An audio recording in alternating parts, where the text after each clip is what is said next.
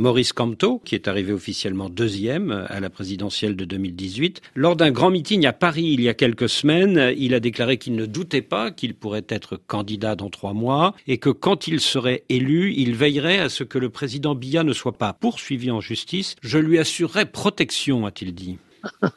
Monsieur Boisbouvier, écoutez, personnellement, j'ai trouvé ces propos plutôt fantaisistes, quelque peu risibles, mais en même temps présomptueux. Alors, c'est pour ça que je n'en dirai pas plus, pour la simple raison que l'éventualité d'un tel cas de figure, en ce qui me concerne, me paraît peu probable. Pour rester dans l'euphémisme. Je pense qu'on ne peut pas préjuger de l'issue de l'élection présidentielle à venir, mais je pense que raisonnablement, le MRC ne pourra pas l'emporter si déjà il est admis comme candidat à la présidence de la République. Car vous le savez, ça reste un problème à trancher. Et pourquoi vous en doutez justement ? J'en doute parce que les textes sont là et il est fort probable que le Conseil constitutionnel, qui a décidé en dernier ressort, applique les textes. Et si les textes sont appliqués rigoureusement, malgré les divergences entre juristes, mais si les textes sont appliqués selon la compréhension du plus grand nombre, il est fort probable que le MRC ne soit pas éligible, n'est-ce pas, à cette élection présidentielle. À moins que le candidat Maurice Kamto ne procède autrement. Maurice Kamto, officiellement deuxième à la présidentielle de 2025. Il veut revenir, il l'a dit, il l'a assumé. Mais pour René Emmanuel Sadi, c'est un mirage, pire, une erreur de lecture des textes. Le MRC, dit-il, pourrait bien être déclaré inéligible. Et tout repose désormais sur une décision du Conseil constitutionnel. La question n'est pas juridique, elle est politique. Car refuser la candidature de Maurice Kamto, c'est déclencher une onde de choc. Légitime sur le plan légal, peut-être. Risqué pour la paix sociale, assurément. Une ligne rouge est en train d'être tracée et personne ne sait encore qui la franchira. Ce lundi sur RFI, Radio France Internationale, un homme a parlé. Pas n'importe qui. René Emmanuel Sadi, ministre de la Communication, porte-parole du gouvernement camerounais. Répondant aux questions du journaliste Boisbouvier, il a parlé dans un moment de bascule, à 3 mois d'une présidentielle incertaine. C'est une immersion complète dans une sortie politique majeure, celle de René Emmanuel Sadi. Une contre-attaque, un recentrage, peut-être même un signal d'alerte. Accrochez-vous. Depuis la démission de vos 2 collègues, il y a beaucoup de discussions entre les leaders de l'opposition. Bello Bouba vient de recevoir par exemple le numéro 2 du MRC de Maurice Kamto. Alors si tous ces leaders réussissent à constituer une plateforme politique commune, est-ce que le RDPC au pouvoir ne sera pas en danger ? Bon, écoutez, vous savez, l'idée de se retrouver autour d'un candidat unique de l'opposition ne date pas d'aujourd'hui. Ça a toujours été une vieille idée, une vieille intention, une vieille aspiration des partis d'opposition, mais qui ne s'est jamais traduite dans la réalité. Si hier ça n'a pas été possible, je ne suis pas certain qu'aujourd'hui ça sera possible. Vous connaissez sans doute les uns et les autres. C'est chacun qui voudra conduire, n'est-ce pas, la candidature de l'opposition. Donc j'ai quelques doutes quant à la capacité de cette opposition à se retrouver autour d'un seul candidat. Dans tous les cas, même si c'était le cas, ça ne devrait pas remettre en question la position dominante du RDPC sur l'ensemble du territoire national. Et je pense que tout compte fait, sans doute que l'opposition à ce moment-là pourrait glaner quelques voix supplémentaires par rapport à pourcentage qu'il fait au total en ce moment. Parce que quand on regarde un peu ce qui s'est passé lors de la dernière présidentielle, ils n'ont pas dépassé les 20% au total. Et s'ils maintenaient ce même score, vous comprenez que c'est toujours le RDPC qui serait une partie vainqueur, le parti dominant avec plus de 70% de voix. Mais vous reconnaissez que l'opposition peut faire mieux cette année qu'en 2018 hein. Écoutez, c'est une supposition. Ça ne reste qu'une supposition. Mais vous lui voyez peut-être 30% des voix, c'est ça, en octobre prochain ? Oh, je ne suis pas certain que l'opposition puisse atteindre ce chiffre. Je ne suis pas certain parce que Je pense que, en dépit d'une présence réelle aujourd'hui de cette opposition qui s'emploie à convaincre davantage nos compatriotes, nous aussi, au niveau du RDPC, nous saurons prendre des mesures nécessaires, les stratégies nécessaires pour préserver la position qui est la nôtre sur l'ensemble du territoire national. Deux poids lourds, deux ministres, deux fidèles du système, ils claquent la porte et annoncent leur candidature contre le régime qu'ils ont longtemps servi. Le début de la fin d'un modèle de coalition. Le pouvoir voit ses alliés d'hier devenir des opposants d'aujourd'hui. Et le Nord, bastion jadis verrouillé, devient un terrain ouvert. Pour René Emmanuel Sadi, c'est regrettable, mais ce n'est pas une crise. Le RDP se tient bon, son maillage est solide, tout va bien. On l'écoute. Les départs annoncés des ministres Bello Bouba Maïgari et Issa Chiroma Bakari de votre gouvernement, est-ce que ce n'est pas un coup dur à 3 mois de l'élection présidentielle ? Des alliés qui partent, et non des moindres, effectivement, on peut forcément le regretter. Pour autant, nous ne croyons pas qu'il faille faire tout un drame de ces démissions de quelques membres du gouvernement, en l'occurrence des ministres appartenant au FNSC et à l'UNDP. Je le dis parce que le Cameroun est un pays de liberté et de démocratie. Et ceci est un acquis irréversible que nous devons incontestablement à l'engagement du président Paul Biya. Et comme dans toutes les démocraties du monde, des alliances peuvent se nouer et se dénouer au gré des circonstances entre des partis politiques qui conviennent de mener une politique commune. Ce fut le cas entre le RDPC d'un côté et de l'autre l'UNDP et le FNSC. Il va sans dire que ces alliances ont été librement consenties. Et de même, si aujourd'hui les deux alliés décident de rompre ces alliances, ils le font en toute liberté pour des raisons qui leur sont propres. Le RDPC, quant à lui, en prend forcément acte et il en tirera toutes les conséquences qui s'imposent. Voilà ce que je peux vous dire s'agissant, n'est-ce pas, du départ de M. Bello Bouba et de M. Issa Chiroma. Maintenant, s'agissant de l'incidence sur le socle électoral du RDPC dans le Nord, il se pourrait en effet que nous perdions tout ou partie des voix de nos anciens alliés. Mais je vous fais remarquer ceci. Lors des consultations électorales dans notre pays ces 10 ou 20 dernières années, c'est le RDPC qui les a remportées avec brio, alors même que nous avions en face ces partis politiques de l'opposition. C'est vous dire qu'en dépit du départ des alliés en question, le RDPC, fort de ses nombreux atouts et de son maillage territorial, reste debout et serein. La houlette et l'impulsion du président de la République, du président Paul Biya, qui est son président national, et le RDPC se prépare à aborder les échéances qui viennent en toute confiance. Et il ne fait pas de doute qu'il conservera sa place dominante dans cette partie du pays, dans le septentrion. Enfin, pour ce qui est de la prétendue absence au sommet de l'État, il n'en est rien. Le président de la République conduit bel et bien les affaires de la République dans un style qui lui est propre, fait de discrétion et d'efficacité sans tapage. Paul Biya, 92 ans, absent lors des réunions, disent certains. Il ne parle plus. Il ne gouverne plus. Il ne fait plus rien. Ce n'est plus un débat médiatique. C'est un fait politique. Qui tient le gouvernail du Cameroun? Le silence du chef de l'État n'est plus une stratégie. Il devient une inquiétude nationale. René Emmanuel Sadi ne nie pas. Il reformule. Le président gouverne, mais à sa manière. On l'écoute. Je pense que cette absence est une absence apparente.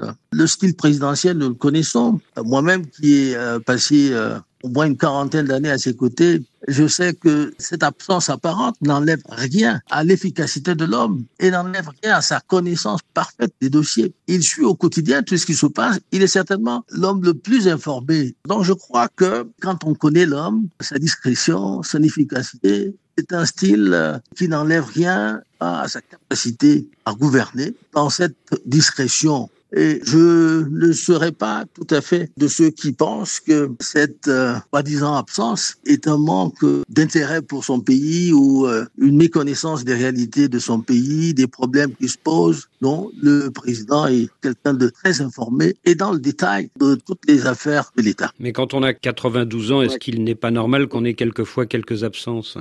Écoutez, Justement, à 92 ans, c'est un énorme mérite que de continuer à gouverner son pays. C'est un énorme mérite que de s'intéresser aux affaires d'État, de suivre les dossiers. Je pense que la chance qu'on a, c'est que le président à cet âge a une mémoire phénoménale. Reste quelqu'un de très intelligent et a une parfaite connaissance de ses dossiers. Donc, écoutez, c'est vrai, l'âge est là, il est important, mais évidemment, quand on peut, malgré cet âge, continuer à suivre ces dossiers, c'est aussi un grand mérite qu'il faut saluer.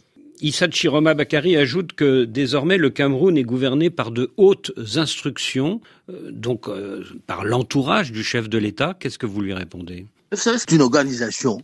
Ceci a quelque chose de normal, on ne gouverne pas seul. On délègue ses pouvoirs, et ça ne date pas d'aujourd'hui, ça date de très longtemps. La délégation de pouvoir existe depuis longtemps. Ça ne veut pas dire que le président se désengage. Ça ne veut pas dire qu'il est absent ou indifférent. C'est une manière de travail, une manière de coordination, d'organisation de son travail. Et je suis de ceux qui savent comment ça fonctionne, Monsieur Boisbouvier. Je peux vous dire que cet apparent désintérêt n'est pas du tout un désengagement de la part du chef de l'État. Et bien qu'il ait décentralisé, déconcentré, n'est-ce pas, ses responsabilités, confié à ses collaborateurs les plus proches quelques délégations de signature, il reste vigilant. Et ceux-ci sont tenus de l'informer au quotidien de toutes les décisions qui pourraient être amenées à être prises, soit a priori, soit a posteriori. Est-ce que le secrétaire général de la présidence n'est pas quelquefois le vrai patron du pays quand le président n'est pas en mesure de gouverner à chaque heure de la journée ? Non, je ne dirais pas la même chose. Le secrétaire général de la présidence peut, évidemment, en tant que collaborateur le plus proche du président de la République, le connaissant, il peut anticiper. Mais je peux vous dire qu'il est tenu de rendre compte. Et si il a anticipé que la décision qu'il a eu à prendre n'est pas celle qui convenait, le chef de l'État est en mesure d'apporter les corrections nécessaires et, évidemment, il s'exécute dans ce sens-là. 40% du corps électoral, deux figures charismatiques, une même région, Bello Bouba et Issa Chiroma se repositionnent. Le terrain change. L'idée d'un leadership venu du septentrion prend forme. Non plus pour accompagner, mais pour incarner. Et ça, c'est un changement de paradigme. Silencieux, mais profond. Le Nord pourrait basculer. Pas pour aider Emmanuel Sadi. Il assure que le RDP se tiendra bon, ferme. On l'écoute. Il est évident que, comme vous le dites, l'UNDP et le FSNC sont effectivement deux partis importants qui ont une assise que nous connaissons, assez significative dans le septentrion. Mais je dois vous dire que le RDPC a un maillage territorial et une présence la plus large possible dans tous les coins et recoins du septentrion. C'est pour ça que je dis que l'incidence sur le socle électoral du RDPC dans le Nord, bien qu'il se pourrait qu'en effet nous perdions tout ou partie des voix de nos anciens alliés, mais le RDPC reste le parti dominant dans cette partie de notre pays et je suis certain que puisque dans les consultations antérieures, pas seulement présidentielles, législatives, municipales, le RDPC l'a emporté et ceci avec brio, en dépit de la présence, la concurrence et du FSNC et de l'UNDP. Donc je pense que nous allons, comme je dis, sans doute perdre quelques voix de ces deux partis, mais nous avons une présence telle que nous continuerons, je crois, à avoir une position dominante dans cette partie de notre pays. Donc je n'ai pas du tout d'inquiétude sur ce plan-là. C'est vrai que la concurrence sera sans doute un peu plus forte puisque nous avons perdu des alliés, mais nous allons nous organiser, le RDPC va s'organiser, des dispositions seront prises dans ce sens pour sensibiliser nos militants, nos sympathisants. Les rangs sont en train, n'est-ce pas, de se resserrer et il est quasiment certain de mon point de vue que nous allons préserver cette position dominante que nous avons non seulement sur l'ensemble du pays, mais particulièrement dans la zone du septentrion. Mais tout de même, il y a 33 ans, en 1992, Bello, qui était déjà candidat, a fait 19%. C'est un score tout à fait honorable. En 92, il a fait ce score, mais vous avez bien vu qu'avec le temps, il a fait moins que ça. Donc, je ne pense pas qu'aujourd'hui, il faudrait faire plus que ça. Je suis quasiment certain que les conséquences du départ de nos alliés ne seront pas aussi dramatiques qu'on pourrait le penser. Donc Bello Bouba et Chiroma ne vous font pas peur? On ne peut pas avoir peur. Monsieur Boisbouvier, c'était nos alliés. Ils s'étaient rapprochés de nous. Ils s'étaient rapprochés du parti le plus important, le plus grand, et qu'il demeure. Nous aurons perdu quelques alliés que nous respections d'ailleurs. Et je pense que cette collaboration aura peu ou prou porté ses fruits. Il n'en demeure pas moins que le RDPC saura s'ajuster par rapport à cette occurrence, par rapport à cette situation. Et nous aurons certainement aussi d'autres partis qui pourront se rapprocher de nous. Même dans cette partie du pays, dans le septentrion, il n'y avait pas que le FSNC et puis l'UNDP, il y avait d'autres partis. Il y avait le MDR, il y avait l'ANDP, qui sont des partis qui se sont rapprochés du RDPC, des partis alliés, avec des personnalités aussi qui sont des personnalités connues, célèbres, et qui ont leur mot à dire dans cette partie du pays. Je pense que avec tous ces atouts,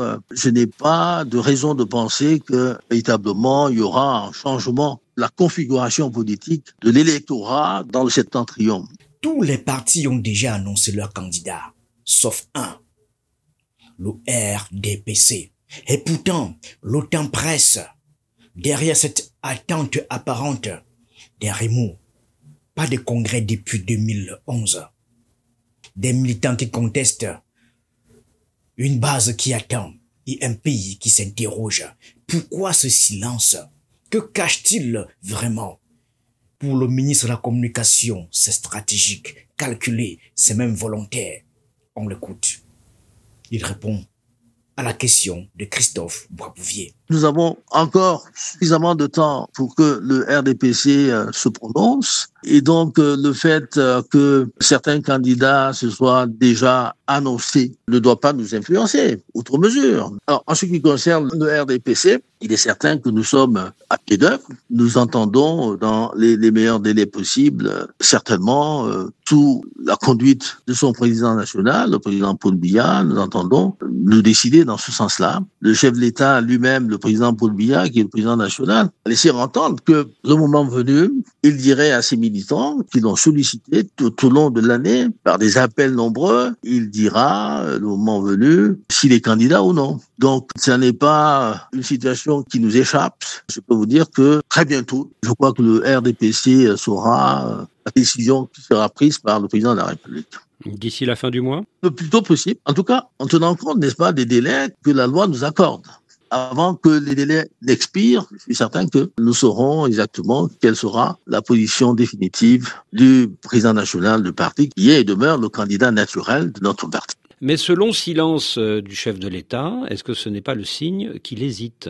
Écoutez, c'est vous qui parlez de silence, mais c'est un silence apparent qui ne signifie en rien que le président Paul Biya est indifférent ou sourd aux nombreux appels de ses militants. Je peux vous dire que le président suit avec la plus grande attention les messages de soutien qui proviennent de sa base politique. Et il va se prononcer en temps opportun, en toute responsabilité, en son âme et conscience. C'est ce qu'il a laissé entendre à ses compatriotes. Donc, je ne pense pas qu'il faille se faire, on dirait vulgairement, de l'habile par rapport à ça. Le président est parfaitement au courant de tout ce qui se passe et je pense qu'on peut continuer de lui faire confiance. Mais à force de faire patienter ses partisans, est-ce qu'il ne risque pas de les démobiliser? Non, je ne pense pas. Le RDPC n'est pas un parti d'hier, qui ne date que de quelques jours. C'est un parti mûr, c'est un parti qui a une maturité politique, qui sait s'organiser. Je peux vous dire que, en ce moment, le parti est à pied d'œuvre. Les concertations se font, une mobilisation se prépare et les militants du RDPC ne sont pas du tout amorphes, apathiques. Ils savent que c'est un enjeu majeur et ils seront tous conviés à se mobiliser pour faire bloc derrière leur candidat naturel. Et ils attendent simplement que, le moment venu, on leur donne, comme on dit, le top pour qu'ils s'ébranlent sur l'ensemble du territoire et sensibilisent les Camerounais et les Camerounaises autour des objectifs, autour des propositions qui seront faites dans le cadre du RDPC. Au sein du parti au pouvoir RDPC, certains militants contestent le fait que Paul Biya soit encore président de ce parti, car il n'y a pas eu de congrès depuis 2011. Qu'est-ce que vous répondez ?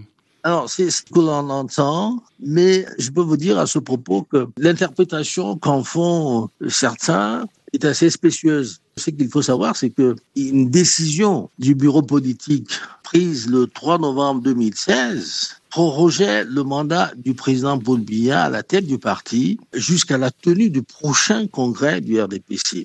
Ça veut dire quoi? Ça veut dire que le président Paul Biya demeure le président national du parti jusqu'à la tenue du prochain congrès. Si depuis 2016, il n'y a pas eu de congrès, c'est pour diverses raisons conjoncturelles. Et ça, je pense que le secrétaire général du comité central est mieux à même que moi de vous donner les raisons qui pourraient expliquer pourquoi, depuis cette date, un congrès ordinaire ou extraordinaire n'a pas été organisé. Mais s'agissant de la légalité, de la posture du président de la République, de sa place à la tête du parti, il tient, n'est-ce pas, cette légalité d'une décision du bureau politique du parti. Mais n'est-ce pas le signe que le parti est traversé maintenant par des divisions? Oh, vous savez, nous sommes un parti dynamique, nous sommes un parti ouvert, un parti qui se veut également un parti où règne la démocratie. Les militants s'expriment, les avis sont partagés, et c'est pour ça que vous pouvez entendre, quelques militants dire ce qu'ils pensent, qui ne puissent pas nécessairement être conformes au statut, conformes au texte. Je ne pense pas qu'il faille justement y trouver un inconvénient particulier. Enfin, la question taboue est posée. Et si ce n'était pas Paul Biya? Mais qui alors? Et selon quelles règles du jeu? Rien n'est clair, tout est ouvert. Le système navigue entre deux rives, deux boussoles apparentes. Et René Emmanuel Sadi ne la fuit pas. Il admet que Paul Biya pourrait ne pas être candidat. 50-50, 50%. Pour la première fois, l'hypothèse de la succession est sur la table. Quand Paul Biya s'exprimera, est-ce que vous êtes certain qu'il dira oui, je suis candidat? Ou est-ce qu'il y a une hypothèse où il pourrait dire, eh bien non, je ne serai pas candidat, ce sera quelqu'un d'autre? Je ne suis pas un devin, monsieur Barbouvier, pour vous dire. Il se prononcera en toute responsabilité, en son âme et conscience. Et je pense que nous le connaissons. C'est un homme d'une très grande clairvoyance, d'une très grande sagesse. Et nous pouvons lui faire confiance. Il saura dire à ses compatriotes la position qui sera la sienne. Donc tout est possible. Écoutez, je pense, puisque celui qui l'a dit vous dirait si je viens ou si je viens pas. Donc tout est possible, bien sûr. Mais pour dire les choses familièrement, à votre avis, c'est du 50-50 ou il y a plus de chances qu'ils disent oui ou qu'ils disent non? C'est du 50-50, forcément, puisqu'il a dit qu'il se prononcera le moment venu et il le fera savoir. Est-ce que je suis candidat? Est-ce que je ne le suis pas? Forcément, c'est du 50-50. Donc le jeu est ouvert, hein? Écoutez, c'est lui qui nous a dit qu'il va se prononcer le moment venu. Ces militants, eux, savent qu'il est et demeure le président national du parti, qu'il est leur candidat à la présidentielle et qu'ils sont prêts à le soutenir. Beaucoup ont fait des appels au président et ce n'est pas la première fois qu'on l'invite à se présenter à l'élection. On l'a fait hier, on le fait aujourd'hui et c'est à lui qu'il appartient de répondre à ces militants. Et il peut y avoir une surprise. Oh, peut-être que ça peut être une surprise, dans un sens comme dans l'autre. René Emmanuel Sadi a parlé avec autorité, avec prudence et a calmé les ardeurs, fait barrage aux doutes, mais en creux, son discours révèle un pouvoir sous pression. On parle de panique. L'État camerounais, à l'approche de la présidentielle, marche sur un fil. Le pouvoir croit en sa résilience, l'opposition croit en l'histoire. Tout le Cameroun attend, car une seule vérité s'impose. Ce scrutin ne sera pas comme les autres. Rendez-vous en octobre prochain. Merci à tous.